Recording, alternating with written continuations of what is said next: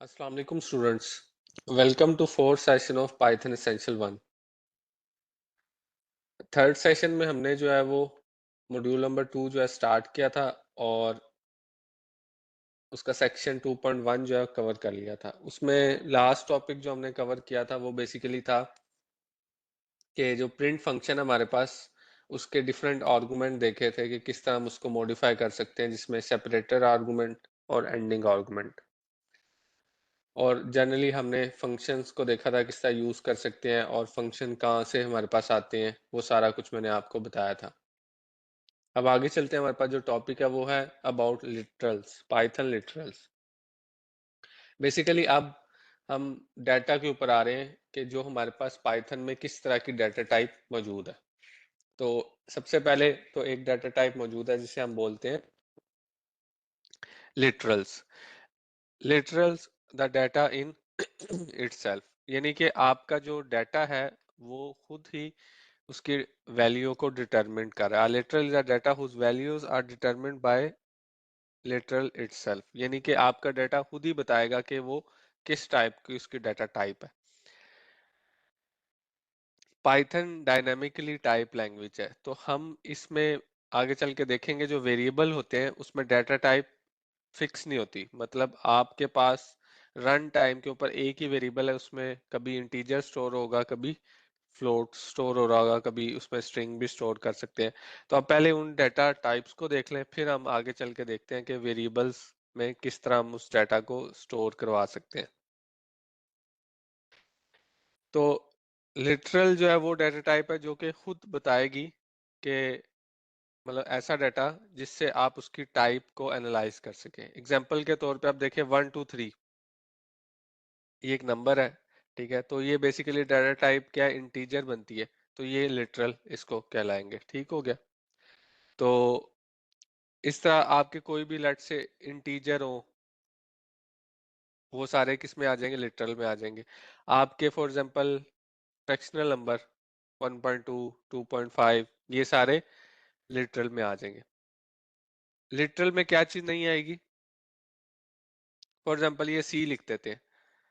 अब सी जो है वो नॉन डाटा टाइप नहीं है। मतलब हम फॉर एग्जांपल यहाँ पे भी प्रैक्टिस कर सकते हैं कोड की, चाहे तो हम VS कोड भी ओपन कर सकते हैं। अभी लेट से इधर मैं प्रैक्टिस करता हूँ, प्रिंट करता हूँ और मैं लिखता हूँ 1 2 3, तो ये एज इंटीजर प्रिंट हो जाएगा क्योंकि 1 2 3 लिटरल है, कोई इशू नहीं होगा और मेरे पास आउटपुट आ गई। अगर फॉर एग्जांपल मैं यहाँ पे लिखता हूँ 1 2 3.3, तो ये फ्लोट है, ये भी अगेन लिटरल है, हमारे पास आउटपुट जो है वो आ गई। अब मैं यहाँ पे क्या करता हूँ, लिखता हूँ ABC या सिंपली ए लिख देता हूँ। तो इस केस में क्या होगा, ये जो ए है ये इसके लिए अननोन है, ये इसको सर्च कर रहा है बेसिकली कहाँ पे, ये कोई रेफरेंस है बेसिकली, वो ये समझ रहा है इंटरप्रेटर।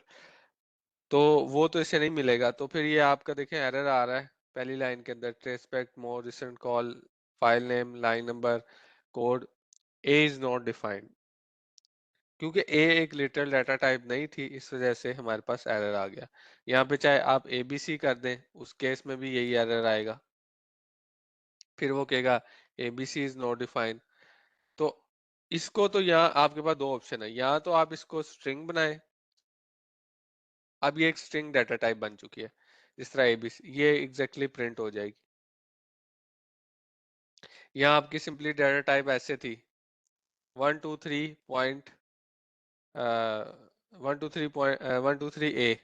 तो ये भी अब आपका लिटरल नहीं रहा। यानी लिटरल वो होगा जो आपकी वैलिड डाटा टाइप होगी। अगर वो कोई भी ऐसा नंबर नहीं बनता तो वो लिटरल नहीं होगा, उसको फिर आपको इन्वर्टेड कोट्स में एज अ स्ट्रिंग ट्रीट करना पड़ेगा। सेम इसी तरह अगर आपका कोई फ्रैक्शन वैल्यू थी 2.2, तो ये तो प्रिंट हो जाएगी, लेकिन अगर 2.2.2 हो तो ये कोई प्रॉपर फ्रैक्शन नहीं है। तो इस केस में देखते हैं क्या होता है। तो इस केस में अगेन हमारे पास इनवैलिड सिंटेक्स का एरर आ गया, ठीक है। और यहाँ पे हम इसको जो है वो प्रिंट करने के लिए हमें इन्वर्टेड कोट्स में लिखना पड़ेगा। तो फिर ये 2.2.2 जो है वो एज अ इंटीजर जो है वो प्रिंट हो जाएगा। इसको आपको ये रिफ्रेश करना पड़ता है, वरना वो लास्ट आउटपुट जितनी भी है वो भी ये शो करता रहता है। तो ये तो था ऑनलाइन आईडी जिसको आप यूज कर सकते हैं। अगर आप लेट से कोई प्रैक्टिस कर रहे हैं तो शॉर्ट सा कोड आपने चेक करना है, तो वो आपके पास ये अवेलेबल है। अच्छा जी, अब हमने लिटरल देख लिया। और एक और चीज इंपॉर्टेंट जो मेजर डिफरेंस है कि नॉर्मल टू आपका ये इंटीजर कंसीडर होगा, जबकि इन्वर्टेड कोट्स में जो टू है ये आपका एज अ स्ट्रिंग ट्रीट होगा। इन दोनों में डिफरेंस है, ये चीज भी आप ध्यान में रख लें। ये आपका एज अ स्ट्रिंग है, ये आपका एज अ इंटीजर है। जबकि जब आप इस कोड को एग्जीक्यूट करेंगे, जो आउटपुट है वो आपकी एज अ स्ट्रिंग ही शो होती है। ये चीज ध्यान में रख लें। इंटरनल वर्किंग के वक्त आपका ये डिफरेंट ट्रीट होगा, लेकिन जब आप इसको एज अ कह लें कि आउटपुट की फॉर्म में देख रहे होंगे, तो तब आपको यहाँ पे ये स्ट्रिंग ही नजर आ रहे होंगे सारा कुछ। तो इंटीजर डाटा टाइप का मैंने आपको ऑलरेडी बता दिया कि ये जितने भी आपके नंबर होंगे, इसमें एक चीज है ये देख लें कि जब आपका नंबर जो है वो बड़ा हो रहा है, तो यहाँ पे हमारे पास जिस तरह साइंटिफिक नोटेशन होती है कि उसको कोमा सेपरेटेड कर देते हैं ताकि वो इजीली रीड हो जाए। यूनिट 10, 100, 1000, 100,000, 10,000, 100,000, ठीक है, मिलियन, इस तरह का जो कंसेप्ट होता है। तो हम पाइथन के अंदर क्या करते हैं, उसकी विजुअलाइजेशन इंप्रूव करने के लिए मैथ्स में तो हम कोमा लगा देते हैं ना, पाइथन में हमारे पास ऑप्शन है अंडरस्कोर की। यानी आप अंडरस्कोर लगा सकते हैं। क्या लगा सकते हैं? अंडरस्कोर। ये भी आप एग्जांपल ट्राई करके देख सकते हैं। अगर फॉर एग्जांपल आपके पास नंबर काफी बड़ा है, अब इसको इस तरह रीड करना समझ नहीं आ रहा होता कि ये क्या है, 1 मिलियन है या क्या नंबर है, ठीक है, तो हम क्या करते हैं, अंडरस्कोर लगाते हैं, जिस तरह यहाँ पे देखें। अब यहाँ पे हमारे पास जो है वो क्या कर सकते हैं हम अंडरस्कोर लगाने के लिए, ये अंडरस्कोर लगाया और लेट्स से ये अंडरस्कोर लगाया। तो अब हम इसको प्रिंट करते हैं, तो ये देखें वो एज इट इज प्रिंट हो रहा है। यानी बैकएंड पे वो कंप्लीट नंबर कंसीडर हो रहा है, हमने सिर्फ इसको अंडरस्कोर से जरा सेपरेट कर लिया ताकि इजीली उसकी विजिबिलिटी बेहतर हो जाए। अगर आप कोमा लगाएंगे तो कोमा बेसिकली वो तो फंक्शन का आर्गुमेंट कंसीडर होता है, यानी कि किसी भी फंक्शन में तो ये 3 डिफरेंट आर्गुमेंट कंसीडर हो जाएंगे, कोमा भी नहीं लगा सकते आप, ठीक है। और स्पेस देंगे इस तरह, तो तब भी इशू आएगा। ये 3 अलग-अलग नंबर कंसीडर होंगे, तो वो प्रॉपर नहीं होगा। तो यहाँ पे आपके पास फिर क्या है, यहाँ तो आप कंबाइन इस तरह जोड़ के एक नंबर लिख दें या फिर अंडरस्कोर का इस्तेमाल करें। पाइथन में ये इस तरह होता है। उसके बाद हमारे पास जो है नंबर सिस्टम है डिफरेंट, ऑक्टल, हेक्साडेसिमल, बाइनरी, ठीक है, ये आपको पता होने चाहिए। अगर नहीं पता तो कम से कम प्रैक्टिस कर लें, from decimal to binary and binary to decimal, और थोड़ा सा हेक्साडेसिमल नंबर का आपको आइडिया होना चाहिए। तो नॉर्मली हम कोई भी नंबर लिख रहे होते हैं, अगर उसके साथ कोई भी बेस नहीं लिखी हुई तो वो कंसीडर होता है एक डेसिमल नंबर। जैसा कि मैंने यहाँ पे फॉर एग्जांपल 10 लिख दिया है, तो ये प्रिंट करूंगा तो इसकी आउटपुट आ गई मेरे पास 10 एज अ डेसिमल। अब मैं इस वक्त फॉर एग्जांपल इसको बाइनरी नंबर कंसीडर करना चाह रहा हूँ, जिस 10 में होता है, और 10 लेट से एक बाइनरी नंबर है, तो मैं लिखूंगा 0b। ये 0b जो मैंने प्रीफिक्स दिया, ये बेसिकली इसके बाद जो भी मैं नंबर लिखूंगा वो कंसीडर किया जाएगा एज अ बाइनरी नंबर। तो 10 बाइनरी में इक्वलेंट इसका जो मेरे पास डेसिमल में आता है वो है 2। तो हमने इनपुट दी बाइनरी में, उसने उसका डेसिमल इक्विवेलेंट किया और हमें आउटपुट दे दी डेसिमल में, क्योंकि आउटपुट हमेशा इसमें आएगी डेसिमल में अनटिल अनलेस हम खुद से मेंशन ना करें। बाइनरी में भी आउटपुट ले सकते हैं, वो आगे अभी आ जाएंगे फंक्शन वो भी। तो यहाँ पे हम जो भी इनपुट देंगे आउटपुट हमारे पास डेसिमल में आएगी। इसी तरह हम ऑक्टल में भी दे सकते हैं। ऑक्टल के लिए है 0O, तो ये आपका ऑक्टल नंबर कंसीडर होगा। 10 ऑक्टल में इक्वलेंट होता है 8 के। ठीक है, इसी तरह आप इसको हेक्साडेसिमल में भी दे सकते हैं 0x, ये आपका हेक्साडेसिमल का इक्वलेंट 10 जो है वो 16 के इक्वलेंट होता है। तो ये आप डिफरेंट नंबर्स जो है वो इनपुट करके उनके इक्वलेंट जो है वो निकाल सकते हैं।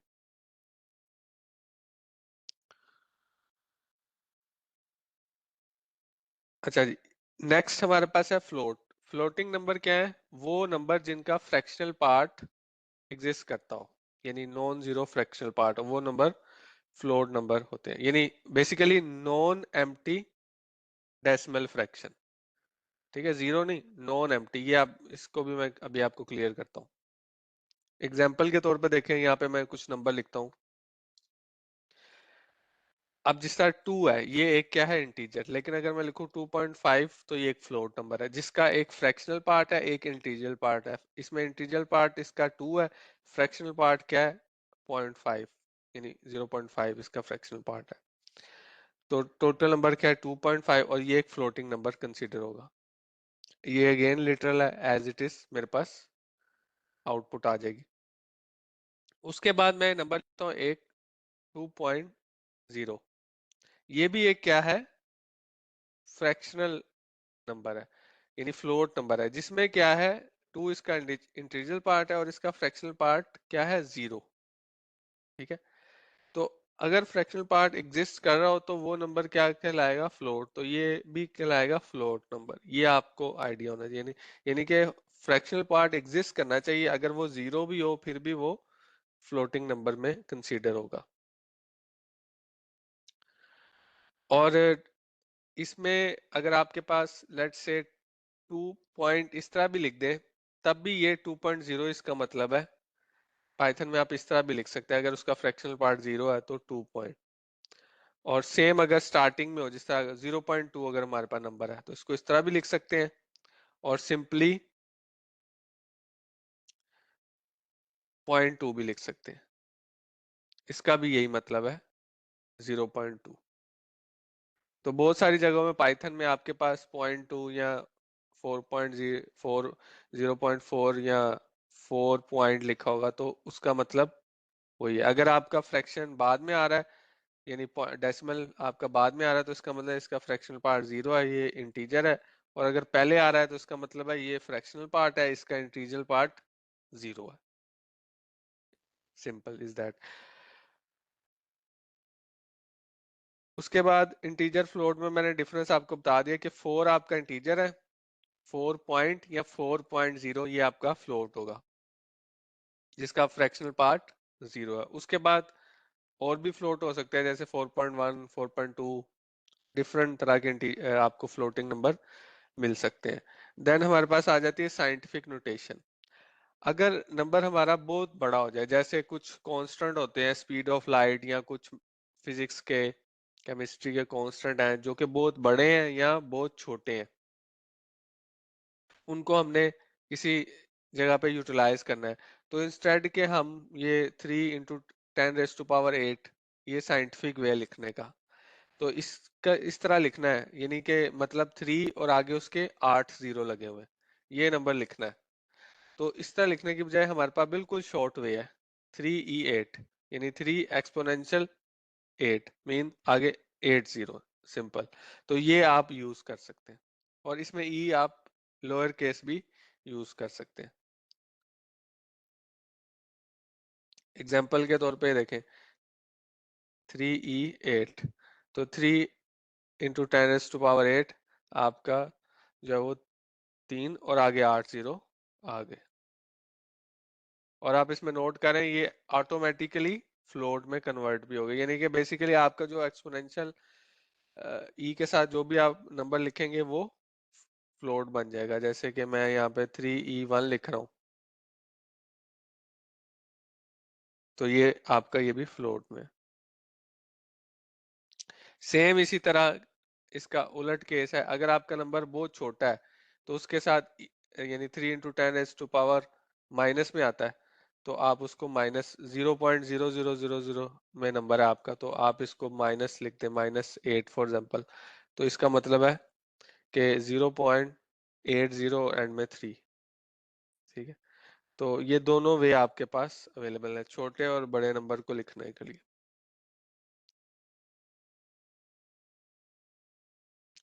नेक्स्ट हमारे पास डाटा टाइप आती है strings. String basically data type मैंने पहले भी काफी दफा बताई है, और ये काफी मोस्ट यूज डाटा टाइप है कि सीरीज ऑफ करेक्टर्स को जोड़ ले तो वो आपका बेसिकली स्ट्रिंग बन जाता है।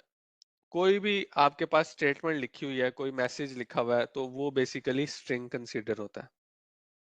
मसलन आई लाइक मोंटी पाइथन या आई लाइक सिंपली पाइथन, तो ये एक स्ट्रिंग है। कोई भी मैसेज है वो क्या है, एक स्ट्रिंग। और जो स्ट्रिंग होगा वो आप हमेशा इन्वर्टेड कोट्स में लिखेंगे, ये उसका रूल है। एग्जाम्पल के तौर पे यहाँ पे देखें, प्रिंट, और यहाँ पे हमने वो स्ट्रिंग पास करना है। वो स्ट्रिंग जो पास करना है सिंपली अगर तो देखें आई लाइक पाइथन, ठीक है, तो यहाँ पे फॉर एग्जांपल मैं इन्वर्टेड कोमास नहीं देता और इसको क्लियर करके मैं रन करता हूँ, तो मेरे पास क्या आ जाएगा, एरर आ जाएगा, और वही इनवैलिड सिंटेक्स का एरर। उसको ये चीज समझ नहीं आ रही कि ये क्या चीज है, क्योंकि अगर ये कोई एक रेफरेंस होता तो ये इकट्ठा होता इस तरह से, तो फिर वो कहता कि जी मुझे ये रेफरेंस मिला नहीं है, I like Python is not defined, तब एरर कुछ और आ रहा है। तो अब हमारे पास ये है कि आई लाइक पाइथन ये क्या है, एक स्ट्रिंग है। तो स्ट्रिंग के केस में हमें इन्वर्टेड कोट्स में इसको देनी पड़ेगी, और जब हम इसको इन्वर्टेड कोट्स में देंगे तो फिर ये हमें प्रॉपर वे में उसको आउटपुट कर देगा। और यहाँ पे देखें मैंने डबल कोटेशन मार्क यूज किया, आप चाहें तो सिंगल भी यूज कर सकते हैं, यानी स्टार्टिंग में भी सिंगल और एंडिंग में भी सिंगल। जो स्टार्ट में यूज करेंगे वो ही एंड में यूज करेंगे, ये चीज आपने ज़हन में रखनी है।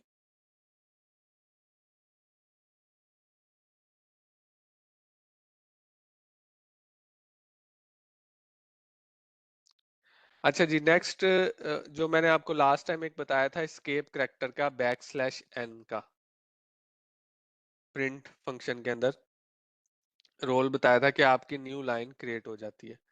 जैसा कि अगर मैं यहाँ पे फॉर एग्जांपल ये मेरा एक स्ट्रिंग है और यहाँ पे मैं लिखता हूँ \n, तो जो मेरा पाइथन है वो मेरा नेक्स्ट लाइन में प्रिंट होगा। वो नेक्स्ट लाइन में इस वजह से होगा क्योंकि ये एस्केप करैक्टर है और n का मतलब है न्यू लाइन, तो यहाँ पे न्यू लाइन का करैक्टर इनपुट हो जाएगा और मेरा पाइथन जो है वो न्यू लाइन में प्रिंट होगा। अब जो मैंने एक चीज आपको बतानी है वो ये बतानी है, फॉर एग्जांपल आप पाइथन जो वर्ड है इसके गिर्द इन्वर्टेड कोट्स प्रिंट करना चाहते थे कुछ इस तरह से, यानी कि आप चाह रहे हैं कि आई लाइक पाइथन ये प्रिंट हो, लेकिन पाइथन के गिर्द इन्वर्टेड कोट्स प्रिंट हो। तो अगर आप ये कोड एग्जीक्यूट करेंगे तो आपका एरर आ जाएगा। ठीक है, क्यों एरर आ जाएगा, क्योंकि देखें ये आई लाइक और यहाँ तक ये एक स्ट्रिंग कंसीडर हो जाएगी, उसके बाद इंटरप्रेटर को इसकी समझ नहीं आएगी कि ये क्या चीज हो रही है। ठीक है, तो इस केस के इस तरह के सिनेरियो में हमारे पास फिर दो सिचुएशन है। एक तो सिचुएशन ये है कि हमने लेट्स से अगर सिंगल इन्वर्टेड कोट्स प्रिंट करने थे पाइथन के यानी गिर्द, तो हम सिंपली क्या करेंगे, बाय वाली साइड पे डबल कोट्स यूज कर लेंगे, तो हमारा आउटपुट इजीली अंडरस्टैंडेबल हो जाएगी और आई लाइक पाइथन आ जाएगा। और सेम इसका वाइस वर्सा है कि अगर हमने इंटरनल में डबल कोट्स प्रिंट करने थे तो आउटपुट में जो है वो हमें सिंगल कोट्स, आउटर में हमें सिंगल कोट्स लगाने पड़ेंगे, तो तभी काम चल जाएगा। एक तो ये वे ये है। दूसरा वे वही एस्केप करैक्टर का है कि अगर हम लेट से नहीं, हम चाहते हैं कि हमने अंदर भी इन्वर्टेड को कोट्स डबल वाला यूज करना है, बाहर भी डबल वाले इन्वर्टेड कोट्स यूज करने हैं, तो उस केस में फिर हमें स्केप करेक्टर यूज करना पड़ेगा, यानी बैक स्लैश। बैक स्लैश का मतलब है कि यहाँ से हमारा स्पेशल करेक्टर आएगा, और अगर अगला करेक्टर स्पेशल नहीं होता, फॉर एग्जांपल नॉर्मल करेक्टर होता है, तो फिर वो एज इट इज प्रिंट हो जाता है।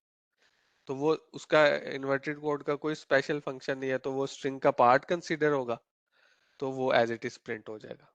इसी तरह यहाँ पे भी बैक स्लैश लगेगा और आगे वो स्ट्रिंग का पार्ट है, तो वो एज इट इज प्रिंट हो जाएगा, और यहाँ पे स्ट्रिंग क्लोज हो जाएगा। तो दोनों वे से आप कर सकते हैं, देखिए दोनों वे से किया और ये सेम आउटपुट आई है। और अगर आपने कहीं पे बैक स्लैश को ही प्रिंट करना हो, यानी कि कोई ऐसा केस था जहाँ पे आप चाह रहे हैं कि एक I like back slash for example यही प्रिंट करना चाह रहे हैं, तो ये ऐसे नहीं प्रिंट होगा। बैक स्लैश एक जो आएगा वो तो एस्केप करैक्टर है, वो तो कहीं पे विजिबल नहीं होगा, उसका एक कह ले स्पेशल मकसद होता है कि यहाँ से आप इंटरप्रेटर को बेसिकली एक इन्वोक मिलता है कि यहाँ से आगे हम जो कीवर्ड लिखेंगे उसका कोई स्पेशल मीनिंग होगा। अगर नहीं होगा तो वो फिर एज इट इज प्रिंट कर देगा। तो बैक स्लैश हमने एक दे दिया, तो अब ये एक बैक स्लैश जो है वो प्रिंट हो जाएगा, ठीक हो गया। और अगर वो कोई स्पेशल करेक्टर ना हो, यानी नॉर्मल करेक्टर ना हो, स्पेशल करेक्टर हुआ, तो जैसे कि एन है, तो एन हमें नजर नहीं आएगा। क्यों? क्योंकि एन का मतलब है न्यू लाइन, तो इस वजह से वो एन नजर नहीं आएगा। लेकिन यहाँ पे मैं लेट से बैक स्लैश ए दे देता हूँ, ठीक है। तो अब बैक स्लैश ए के अगेंस्ट ये करेक्टर बनता था जो कि विजुलाइज नहीं हो रहा। तो इस तरह आप डिफरेंट यहाँ पे करेक्टर देख के देख सकते हैं कि उनका जो है वो क्या आउटपुट आती है। बैक स्लैश जीरो का मैंने बताया हुआ आपका नल है, ठीक है। बैक स्लैश एन का न्यू लाइन है, बैक स्लैश आर का कैरी रिटर्न है, और इस तरह आपके ये स्केप करेक्टर के आगे मीनिंग है। ये सारा कुछ मैंने अब आपको एग्जाम्पल में बता दिया है, ये सिंगल और डबल इन्वर्टेड कोमा का। नेक्स्ट हमारे पास डाटा टाइप है Boolean values. Boolean values means हमारे पास जो बाइनरी वैल्यूज हैं, यानी जिस तरह बाइनरी में दो स्टेट्स होती हैं, 1 और 0, या ट्रू और फॉल्स। तो यहाँ पे बिल्कुल उसी तरह पाइथन के अंदर हमारे पास बूलियन वैल्यूज हैं ट्रू एंड फॉल्स। ये दोनों कीवर्ड है, और इसमें टी कैपिटल है और फॉल्स का एफ कैपिटल है। आप अगर सिंपली ये देखें, यहाँ पे मैं लिखता हूँ प्रिंट, और यहाँ पे मैं लिख देता हूँ लेट से TRUE। तो ये ट्रू एक डाटा टाइप कंसीडर होती है, जो कि एक बुलियन डाटा टाइप है, और ये मेरे पास आउटपुट में इस तरह प्रिंट हो जाएगी। इस तरह फॉल्स भी लिख सकता हूँ, लेकिन अगर मैं टी इसका स्मॉल कर दूंगा तो फिर ये कोई नॉन चीज नहीं है, और यहाँ पे हमारे पास एरर आ जाएगा जो कि अनडिफाइंड यानी नॉट डिफाइंड का एरर आ जाएगा, नेम एरर। तो ये चीज आपको पता होनी चाहिए।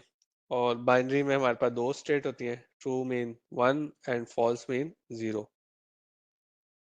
अब ये यहाँ पे एक कंडीशन बेसिकली चेक लगाई हुई है, आगे चल के केस आपको ज्यादा क्लियर होगा। ये ग्रेटर देन का साइन है, true is greater than false. True mean 1, false mean 0। तो ये क्या स्टेटमेंट हमारी ट्रू हो रही है? पहली बिल्कुल ट्रू हो रही है, तो आउटपुट पहले केस में क्या आ जाएगी? True. True is less than false, क्या ट्रू फॉल्स से छोटा है? 1 इज लेस देन फॉल्स, तो ये स्टेटमेंट क्या है हमारी? फॉल्स। तो पहले केस में हमारे पास ट्रू आएगा, दूसरे केस में हमारे पास क्या आएगा? फॉल्स आएगा। तो इस तरह के आपको वो डिफरेंट चीजें देता रहेगा, आप उसको ट्राई करें, और एंड ऑफ द एग्जाम भी आपसे वो एक इस तरह के क्विज ले लेगा। तो यहाँ पे देखें ट्रू और फॉल्स मेरे पास आउटपुट आ गई। लास्ट में हमारे पास एक और चीज है, वो है जिस तरह देखें सिंगल कोट्स तो आपको हो गए क्लियर, और डबल कोट्स भी आपको क्लियर हो गए इन केस अगर आप वो प्रिंट करना चाहते हैं। और फिर एक हमारे पास है ट्रिपल कोटेशन मार्क, ठीक है। ट्रिपल कोटेशन मार्क यूज होते हैं जब हमारे पास कोई पैराग्राफ, यानी पाइथन में हमने कोई पैराग्राफ को प्रिंट करना हो। सिंगल कोटेशन मार्क का तो आपको पता ही एज इट इज हो जाएगा, इसमें आपके पास एरर आ जाएगा डबल में, तो क्योंकि ये स्टार्टिंग में यानी फर्क होना चाहिए, ठीक है। तो और ट्रिपल कोटेशन मार्क में एक स्पेशल मीनिंग है, वो क्या है, पैराग्राफ, यानी कि आप यहाँ पे कोई पैसेज लिखना चाहते हैं और वो एज इट इज प्रिंट। अक्सर प्रोग्राम आप इंटरनेट से डाउनलोड करें तो उसके टॉप पे ना कोई लीगल एक डॉक्यूमेंट उन्होंने प्रिंट किया होता है कि इस प्रोग्राम को आप, लेट से आपने यहाँ से डाउनलोड किया, ऑथर का नेम ये है, लास्ट इसको अपडेट किया, इस तरह का ना प्रोग्राम के फाइल के ऊपर अक्सर जो प्रोग्रामर है वो लिख देते हैं ताकि उसकी एक डॉक्यूमेंटेशन हो जाए। और इसका लाइसेंस क्या है कि आप फ्री ऑफ कॉस्ट इसको डिस्ट्रीब्यूट कर सकते हैं, इसको मॉडिफाई कर सकते हैं। तो अगर फॉर एग्जांपल इस तरह की कोई चीज़ है जो कि आप अपने प्रोग्राम में प्रिंट करना चाहते हैं या लिखना चाहते हैं, तो आप वो लिख सकते हैं। अब यहाँ पे मैं लेट से कोई पैराग्राफ यहाँ से कॉपी करता हूँ, ये पैराग्राफ उठा लेते हैं और इस पैराग्राफ को यहाँ पे मैं इस ट्रिपल कोट के अंदर पेस्ट कर देता हूँ और इसको रन करते हैं। तो ये पूरा का पूरा पैराग्राफ इसी स्टाइल में मेरे पास जो है वो आ जाएगा, यानी जिस तरह से मैंने जो स्पेसेस दिए होंगे, जिस तरह से उसको इंडेंट किया होगा। मतलब लेट्स से अगर मैं ये लाइन आगे कर देता हूँ थोड़ी सी, ये 2 लाइनें, तो अब ये 2 लाइनें इसी तरह आगे को थोड़ी प्रिंट होंगी, ठीक है, उसी पूरे पैटर्न को वो लेआउट को फॉलो करेगा। तो ये आप इस तरह कोई भी पैराग्राफ लिख सकते हैं। और एक और इस ट्रिपल कोट का यूज भी है, वो है मल्टी लाइन कमेंट। वो भी वही बात है कि ये अभी तो ये प्रिंट हो रहा है कंसोल में, आप चाहते हैं नहीं बस ये कोड में विजिबल हो, ये कहीं पे प्रिंट ना हो, तो आप सिंपली अपने प्रोग्राम के टॉप पे ट्रिपल कोट इस तरह दे दें, तो ये कंसीडर हो जाएगा, ये आपके कोड का कमेंट है। कमेंट मीन ऐसा यानी कोई कोड के अंदर ऐसी कोई चीज या ऐसा लाइंस जो कि आपने अपनी सिर्फ सहूलत के लिए लिखी हुई है, जो कि एक्चुअल कोई कोड नहीं होता, या उसको स्किप करना चाहते हैं इस वक्त, लेट से आप एग्जीक्यूट नहीं करवाना चाहते, तो उसको कमेंट कर देते हैं। तो अभी ये तो वैसे भी कोई कोड नहीं है, तो ये as a comment, multi line comment consider होगा। और यहाँ पे मैं अपना कोड इसके नीचे लिख देता हूँ, ओके। इसको मैं रन करूंगा तो सिर्फ ये लाइन एक एग्जीक्यूट होगी, इंटरप्रेटर इस सारी लाइनों को इग्नोर कर देगा, ठीक है। जो पहली स्टेज होती है इंटरप्रेशन की, उसमें बेसिकली जो आपका बाइट कोड जो जनरेट होता है, उसमें प्री प्रोसेस जब होता है तो उस केस में जो आपके कमेंट्स हैं वो रिमूव कर दिए जाते हैं और काफी कुछ रेफरेंस वगैरह उनको रिप्लेस किया जाता है, तो उस स्टेज के अंदर ये कमेंट जो है यहाँ से रिमूव हो जाता है और जो एक्चुअल कोड है वही सिर्फ आगे इंटरप्रेटर के पास जाता है, जिसने फिर आगे एग्जीक्यूट होना होता है।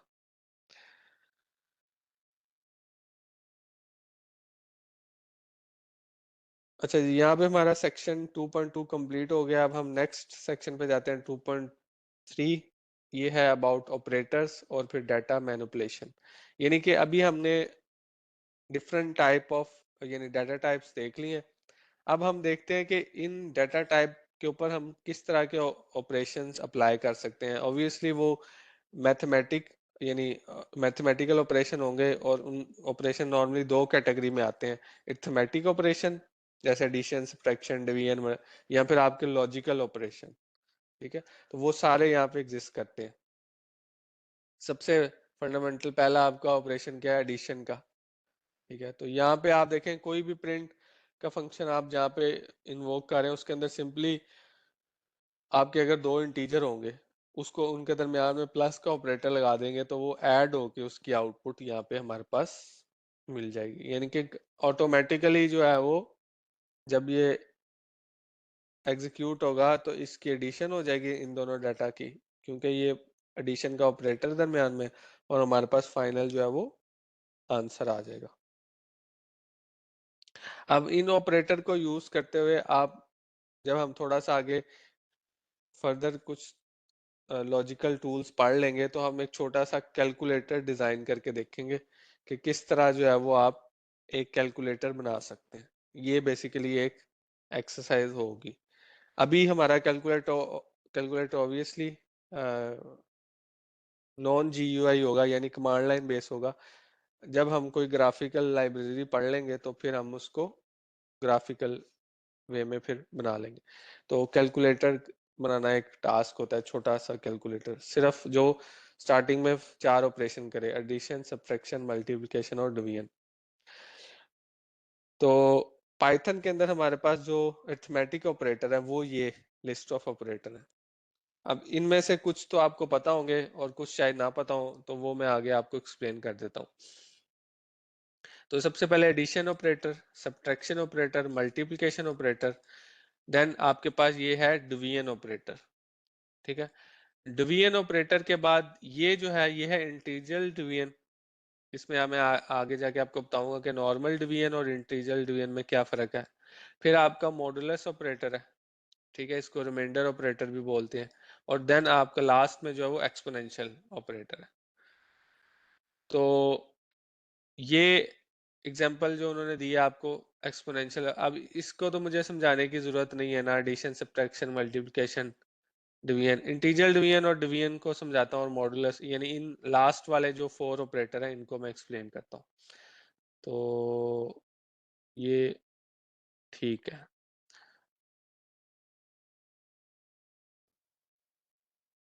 पहले हम देखते हैं सबसे पहले एक्सपोनेंशियल ऑपरेटर को देख लेते हैं। एक्सपोनेंशियल ऑपरेटर में आप देखें, जो आपको चीज समझाना चाह रहा है कि 2 रेज टू पावर 3, अगर 2 रेज टू पावर 3 हम नॉर्मली लें, इसका मतलब है 2 मल्टीप्लाई बाय 2 मल्टीप्लाई बाय 2, यानी 2 2 जार 4, 4 2 जार 8। इसका आउटपुट क्या आनी चाहिए? 8। ये है आपका एक्सपोनेंशियल ऑपरेटर, ये जो लास्ट में दिया है। तो अब फर्स्ट केस में देखते हैं, हमारे पास आउटपुट 8 आती है, तो आउटपुट जो है वो 8 आ गई।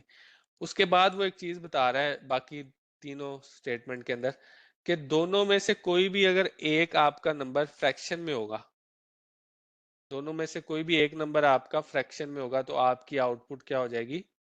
फ्रैक्शन में आएगी। और अगर दोनों होंगे तब भी फ्रैक्शन में आएगी। ये चीज वो बेसिकली समझाना है। सेम जिस तरह देखें, अगर एडिशन या सब्ट्रैक्शन या मल्टीप्लिकेशन या इवन एक्सपोनेंशियल में कोई भी एक नंबर आपका जो है वो अगर फ्रैक्शन में होगा, तो आपकी आउटपुट फ्रैक्शन में आएगी। मैं यहाँ पे कोड को थोड़ा सा मॉडिफाई भी कर देता हूँ, जैसा कि अगर फॉर एग्जांपल ये अगर होता सिंपल 2 + 3, तो दोनों हमारे इंटीजर थे, आउटपुट क्या आ जानी थी? 5 इंटीजर आउट। लेकिन अगर एक होता ये 3.1 होता या इवन 3 पॉइंट होता, तो आउटपुट क्या हो जानी अब? 5.1। तो दोनों में से कोई एक या दोनों फ्रैक्शन में हो जाए तो आउटपुट फ्रैक्शन में होगी। Same is the case with minus, यानी इसमें भी हमारे पास यही होगा, यानी फ्रैक्शन में आउटपुट आएगी। और उसी तरह मल्टीप्लिकेशन में भी ऐसा ही होगा, और एक्सपोनेंशियल में भी हमारे पास ऐसा ही होगा। बाकी ये जो 3 केस है, मतलब आपका जो डिवीजन ऑपरेटर और इंटीजर डिवीजन और रिमाइंडर ऑपरेटर, इसमें थोड़ा सा डिफरेंस है, वो मैं आपको बताता हूँ। तो मल्टीप्लिकेशन भी उसने बता दिया, अब आ जाते हैं डिवीजन के ऊपर। डिवीजन में भी उसी तरह देखें, 6 डिवाइड बाय 3 की एग्जांपल ले रहा है, तो 6 डिवाइड अगर 3 करें तो हमारे पास आंसर क्या आता है? 2। तो फर्स्ट केस में देखें हमारे पास आंसर आ गया 2।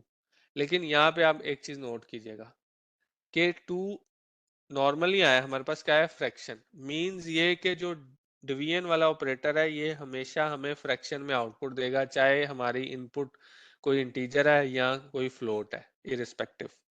तो अगर 6 है, 3 है, दोनों इंटीजर है, आउटपुट हमेशा फ्लोट में आएगी। ये चीज आपको ज़हन में होनी चाहिए। इसी तरह अगर दोनों में से कोई भी एक फ्लोट होगा या दोनों फ्लोट होंगे, फिर भी आउटपुट फ्लोट में आएगी। तो ये फर्क है डिवीजन ऑपरेटर का। उसके बाद इंटीजर डिवीजन में क्या होता है? इंटीजर डिवीजन में ये होता है कि आपका जो फ्रैक्शनल पार्ट है ना, उसको कंसीडर नहीं किया जाता, उसको स्किप कर दिया जाता है। यानी कि यहाँ पे मैं अगर लेट्स से हर केस में इंटीजर डिवीजन यूज कर लेता हूँ, तो इसका जो फ्रैक्शनल पार्ट है उसको इग्नोर कर देंगे, तो आउटपुट आपकी क्या आ जाएगी? 2 2 2 2 2। ये आपका बेसिकली इंटीजर डिवीजन का कॉन्सेप्ट है।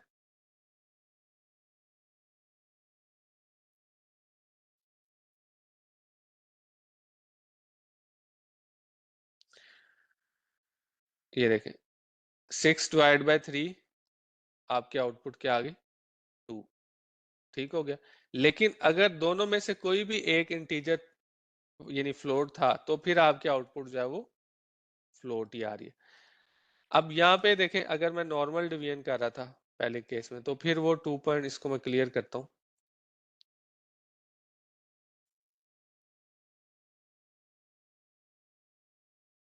ये देखें अब ये 2.0 आ रही है, तो ये थोड़ा सा फर्क है फ्रैक्शनल और इंटीजर डिवीजन में। और दूसरा एक और चीज जो इम्पोर्टेंट है वो अब आप ये देख लें फ्रैक्शनल डिवीजन के अंदर क्या होता है। सिंपल एग्जांपल रखते हैं, जैसे कि लेट्स से 9 डिवाइडेड बाय, अगर मैं करता हूँ 2, ठीक है, फुल डिवीजन ही करे यानी ताकि हमारा फ्रैक्शन में आंसर आए। तो मेरे पास आउटपुट क्या आती है 4.5।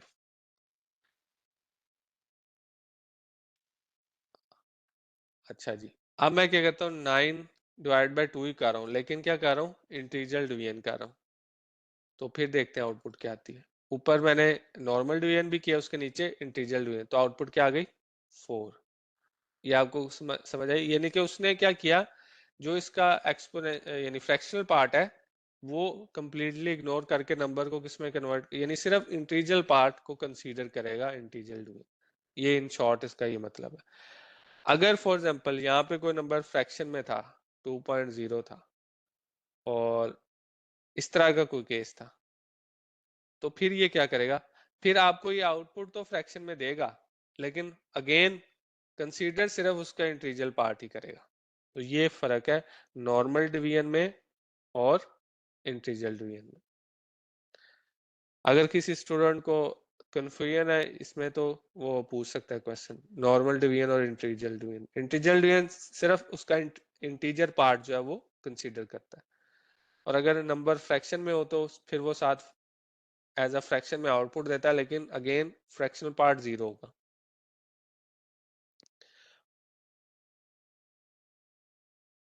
और इसमें ये राउंड ऑफ नहीं कर रहा होता, जस्ट इग्नोर कर रहा होता। अगर फॉर एग्जांपल हमारा आउटपुट 4.9 भी होती तो उसने 4 ही देना था, ये चीज भी ध्यान में रख ले। अच्छा जी, ये सारी एग्जांपल थी, इसको आप देख लीजिएगा। अब हमारे पास लास्ट में आ गया है रिमाइंडर ऑपरेटर, या जिसको मॉड्यूलो भी बोलते हैं, ठीक है। ये ऑपरेटर बेसिकली किस लिए यूज होता है, रिमाइंडर फाइंड करने, यानी डिवीजन में हमारे पास तीन ही तो चीजें होती हैं, एक डिवाइजर होता है, फिर डिविडेंड होता है, कोशेंट होता है, और फाइनली रिमाइंडर होता है। अगर कंप्लीट डिवीजन ना हो तो रिमाइंडर हमारा नॉन जीरो होता है, अगर कंप्लीट डिवीजन हो जाए तो रिमाइंडर क्या होता है, वो जीरो आएगा। तो लेट्स से अगर यही एग्जांपल ले लें, 14 डिवाइडेड बाय 4 था। अभी फॉर एग्जांपल स्टार्ट में मैं एग्जांपल चेंज करता हूँ, मैं ये 2 रखता हूँ और मैं इसको डिवाइड करता हूँ नॉर्मल डिवीजन पे, तो मुझे पता है ये कंप्लीट डिवाइड हो जाता है और आंसर जो है 7 आ जाएगा। ठीक है, और ये किस में आ रहा है फ्रैक्शन में। अगर मैं चाहता हूँ सिंपल इंटीजर में तो इसको यहाँ पे इंटीजर डिवीजन लिख लेता, मुझे सिर्फ अगर इंटीजर पार्ट चाहिए था तो मैं ये इस तरह ले लूंगा। लेकिन अब मैं फॉर एग्जांपल करता हूँ 14 डिवाइड बाय 4। अब ये मुझे पता है ये कंप्लीट डिवीजन नहीं होती। 4 1 जार 4, 4 2 जार 8, 4 3 जार 12, और 4 4 जार 16 हो जाता है। तो 3 पे 12 आता है तो आपका रिमाइंडर 2 बच रहा होता है, यानी आपका ये आपका डिवाइजर है, ये डिविडेंड है, क्वोशिएंट आपका जो है वो 3 आ रहा है, और रिमाइंडर आपका 2 आ रहा है। ठीक है, तो यहाँ पे हम बेसिकली अब देखते हैं, जब हम इसको नॉर्मल डिवीजन से करते हैं तो आंसर हमारे पास जो है वो 3.5 आ गया। अब ये जो 3.5 फ्रैक्शन नंबर आया, ये इसकी कंप्लीट डिवीजन में जो आंसर आ गया वो। अब हम चाहते नहीं, हमें हमारे पास अब दो ऑप्शन है। एक तो ये है कि हम चाहते हैं हमें सिर्फ इंटीजर पार्ट चाहिए, तो हम क्या कर देंगे इंटीजर डिवीजन। उसमें क्या होगा, सिंपली इसका जो फ्रैक्शनल पार्ट है यानी इंटीजर पार्ट है वो हमारे पास आ जाएगा। दूसरा केस क्या है? नहीं, हमें चाहिए इसका रिमाइंडर, मतलब ये कि मैं 14 को जब 4 से डिवाइड करूं तो जो रिमाइंडर बचे वो मेरे पास आए, तो फिर मैं यूज करूंगा मोड। और मोड का सिंबल ये है, मॉडुलस भी बोलते हैं इसको। अब जो रिमाइंडर है 2 वो हमारे पास इसके आउटपुट पे आ जाएगा। तो इस तरह आप क्वोशंट भी निकाल सकते हैं। क्वोशंट बेसिकली आप जो इंटीजर डिवीजन करेंगे वहां से आ जाएगा, रिमाइंडर यहाँ से आ जाएगा, बाकी दो चीजें तो आपके पास ऑलरेडी है। तो इस तरह आपकी पूरी डिवीजन कंप्लीट हो जाएगी। और यहाँ पे आप ये भी कर सकते हैं कि अगर फॉर एग्जांपल किसी नंबर का मैं मॉड निकालूं 2 से, तो यहाँ पे इवन ऑड का आप किसी भी नंबर को आप फाइंड करके बता सकते हैं कि वो इवन है या ऑड है। आगे चल के इसकी भी एक प्रोग्राम आएगा कि यूजर कोई भी नंबर एंटर करे, आप एक ऐसा प्रोग्राम बनाए, यूजर कोई भी नंबर एंटर करे और आपका प्रोग्राम बता दे कि ये नंबर इवन है या ऑड है, वो आप बना सकते हैं। अभी हमने क्योंकि आगे कुछ चीजें ऐसी अभी नहीं पढ़ी, जैसे यूजर से इनपुट लेना, वो हम पढ़ लेंगे तो फिर हम उस प्रोग्राम को बना के देखेंगे। अभी के लिए देखें, लेट्स से ये नंबर यूजर ने एंटर कर दिया 14। अगर इसका हमने मॉड 2 के साथ लिया और वो मॉड हमारे पास आ गया 0, तो किसी भी नंबर का मॉड 2 के साथ अगर वो 0 है तो वो उसका रिमाइंडर 0 है, तो इसका मतलब वो नंबर क्या है? इवन नंबर है। तो ये हमारे पास लॉजिक है। और अगर यहाँ पे लेट्स से इवन नंबर था, ऑड नंबर था 13, तो हमारे पास आउटपुट क्या आ जाएगी? 1। तो हमारे पास यानी दो ही केस आएंगे, या 0 आएगा या 1 आएगा। अगर 0 आ रहा है तो वो इवन नंबर है, अगर 1 आ रहा है तो वो ऑड है। और इस बेस पे हम फिर क्या करेंगे? डिसीजन ले लेंगे। 0 के केस में हमारा नंबर इवन हो जाएगा, 1 के केस में ऑड हो जाएगा। और इस ऑपरेटर की मदद से हम किसी भी नंबर को बता सकते हैं कि ये इवन है या ऑड है।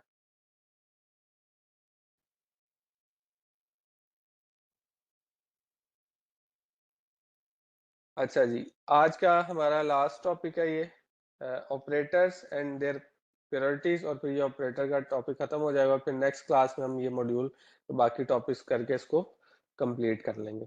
तो ऑपरेटर्स तो हमने देख लिए, अब हम इनकी प्रायोरिटीज देखते हैं। प्रायोरिटीज मीन कि जब ये ऑपरेटर किसी सीक्वेंस में आते हैं, मतलब एक ही स्टेटमेंट में, तो कौन सा ऑपरेटर पहले एग्जीक्यूट होगा। जैसा कि ये देखें यहाँ पे 2+3 मल्टीप्लाई बाय 5, तो इसमें क्या मैं 2+3 पहले करके 5 से मल्टीप्लाई करूंगा, या 5 को पहले 3 से मल्टीप्लाई करके फिर 2 ऐड करूंगा। तो इसका क्या क्राइटेरिया है? तो नॉर्मली जो मैथ्स में होता है वो तो ये होता है डिमैश रूल, ठीक है, डिवीजन, फिर मल्टीप्लिकेशन, फिर आपकी सब्ट्रैक्शन और एडिशन, और उससे पहले आपकी जो भी पैरेंथेसिस यानी ब्रैकेट्स वगैरह होती हैं। प्रोग्रामिंग लैंग्वेज में थोड़ा सा सिनेरियो डिफरेंट होता है। इसमें क्या होता है, एक कॉन्सेप्ट होता है बाइंडिंग का, इसको मैं एक्सप्लेन करता हूँ। और फिर दूसरा होता है उनकी प्रायोरिटी का। बाइंडिंग का कॉन्सेप्ट तब यूटिलाइज होता है जब सेम प्रायोरिटी के ऑपरेटर एक ही लाइन में आ जाए, मतलब एक ही लेवल पे आ जाए। तो यहाँ पे इन्होंने बेसिकली लिखा हुआ ये टेबल है, प्रायोरिटी टेबल। ये आपको इसका आइडिया होना चाहिए। पाइथन के अंदर बेसिकली जो ऑपरेटर्स हैं उनको ग्रुपिंग में किया हुआ है। तो सबसे जो कह लें कि हाईएस्ट प्रायोरिटी जो है वो आपकी किस ऑपरेटर की है? एक्सपोनेंशियल ऑपरेटर की। ये क्या है इसकी हाईएस्ट प्रायोरिटी। उससे लोएस्ट प्रायोरिटी क्या है? Addition subtraction. लेकिन आगे देखें यूनिनरी। यूनिनरी मीन्स ये कि उसके साथ ही लगा सिंगल के लिए, तो इस केस को भी छोड़ दें। यानी सबसे पहले आपकी क्या है? एक्सपोनेंशियल की प्रायोरिटी, ये एक अलग चीज है। बाकी आपके जो जितने भी है, जैसे multiplication, division, integer division, modulus, इन सब की एक ही प्रायोरिटी है। और फिर लास्ट में आपकी प्रायोरिटी जो है वो एडिशन और सब्ट्रैक्शन की। तो इन शॉर्ट अगर आपका किसी एक स्टेटमेंट के अंदर एडिशन और सब्ट्रैक्शन आ रहे हैं एक ही जगह पे, जिनकी तो प्रायोरिटी सेम हो जाएगी, तो फिर आप कौन सा ऑपरेशन पहले परफॉर्म करेंगे? या सेम इसी तरह कहीं पे मल्टीप्लिकेशन और एडिशन आ रहा है, तो फिर पहले मल्टीप्लिकेशन करेंगे या पहले डिवीजन करेंगे? तो यहाँ पे कंफ्यूजन आ जाएगी। तो यहाँ पे फिर हम बाइंडिंग के कॉन्सेप्ट को यूटिलाइज करेंगे। जैसा कि देखें, अभी यहाँ पे देखें, इस केस में तो देखें यहाँ पे क्या आ रहा है, एडिशन, यहाँ पे क्या आ रहा है, मल्टीप्लिकेशन। तो उस केस में तो देखें मल्टीप्लिकेशन की प्रायोरिटी हाई है, एडिशन की प्रायोरिटी कम है। तो ये तो आप सिंपली कर लेंगे, यानी ये इसकी पहले आ गई, ये बाद में होगी। तो हम सिंपली क्या करेंगे, आउटपुट निकालने के लिए 5 मल्टीप्लाई बाय 3 करेंगे, आपका 15 हो जाएगा, प्लस 7 प्लस 2, तो आपकी 17 आउटपुट जो है वो आ जाएगी। और अगर आप इसको प्रिंट करके देखें तो आपके पास ये सेम वही आउटपुट जो है वो,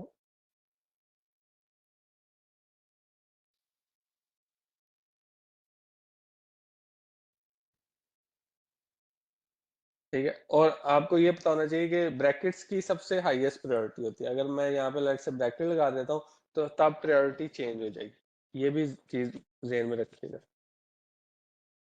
अब 3 प्लस 2 5 पहले हो रहा है, और 5 मल्टीप्लाई बाय 5 25 हो रहा है।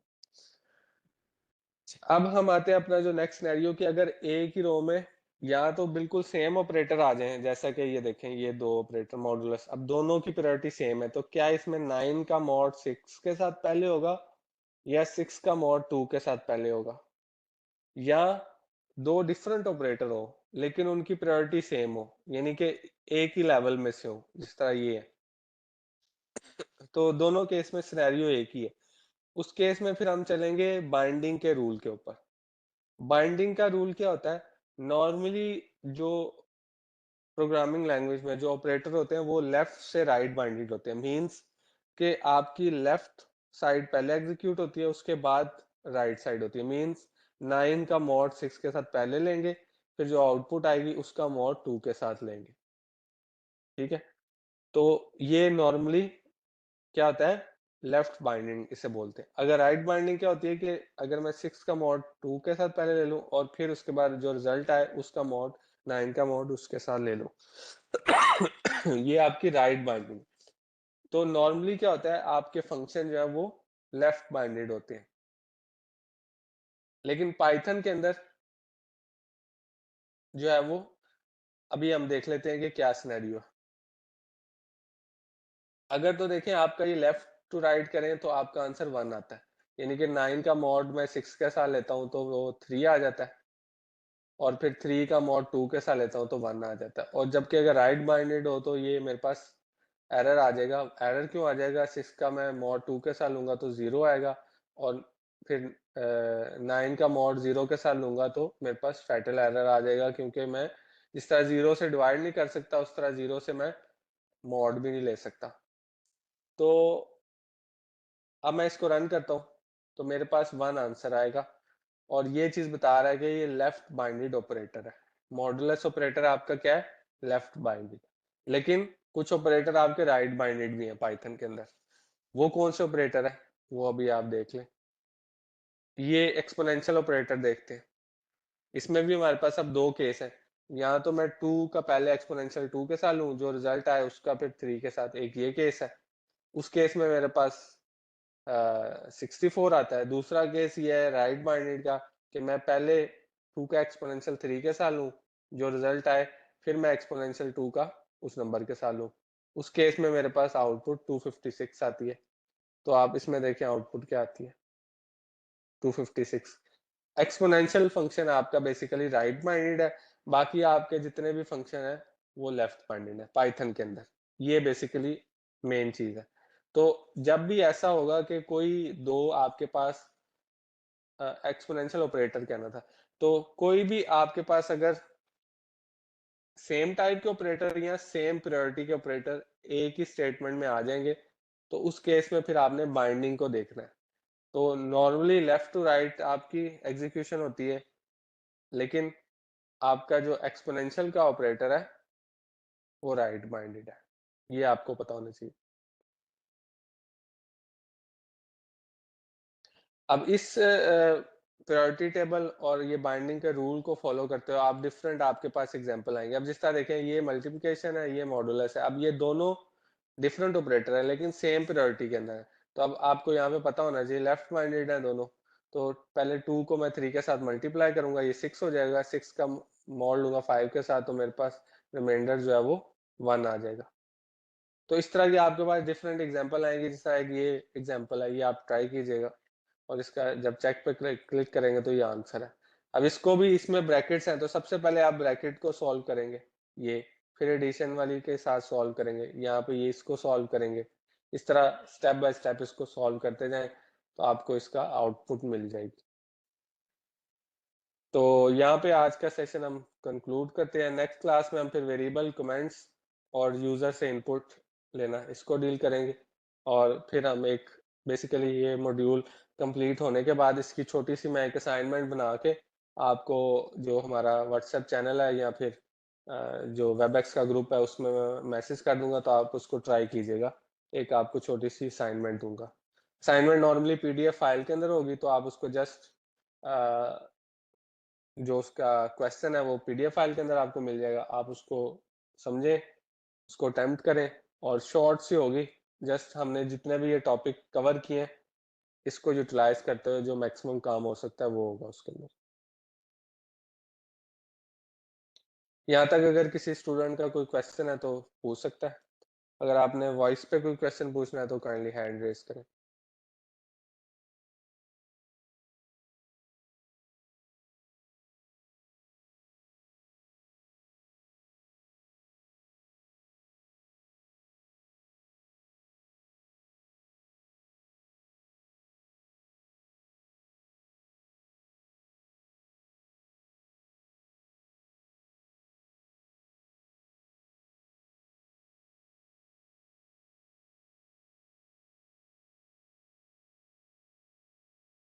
अच्छा जी, आपने पूछा है कि सर मैं एक्सपर्ट होने के लिए पाइथन में एसेंशियल 1 के अलावा और क्या सीखने की ज़रूरत है।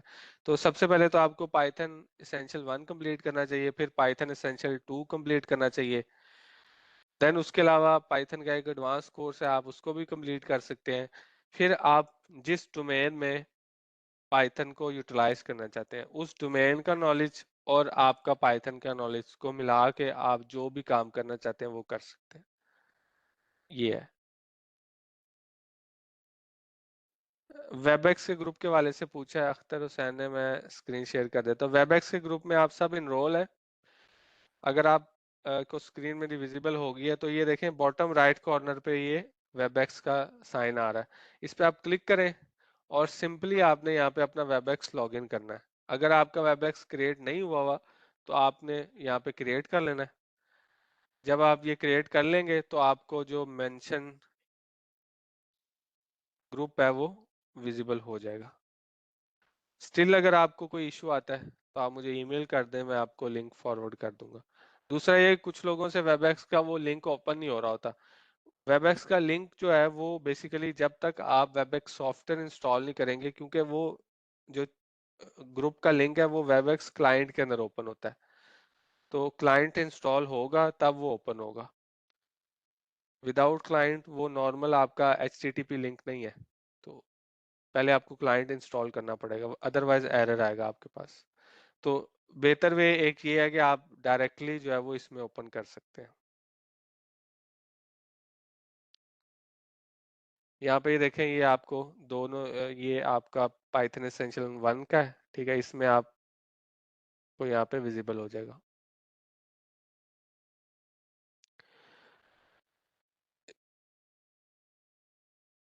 इसके अलावा किसी और स्टूडेंट का कोई क्वेश्चन? चलें जी, थैंक यू वेरी मच। इंशाल्लाह ताला अब नेक्स्ट वीक मुलाकात होगी मंडे को। अल्लाह हाफिज।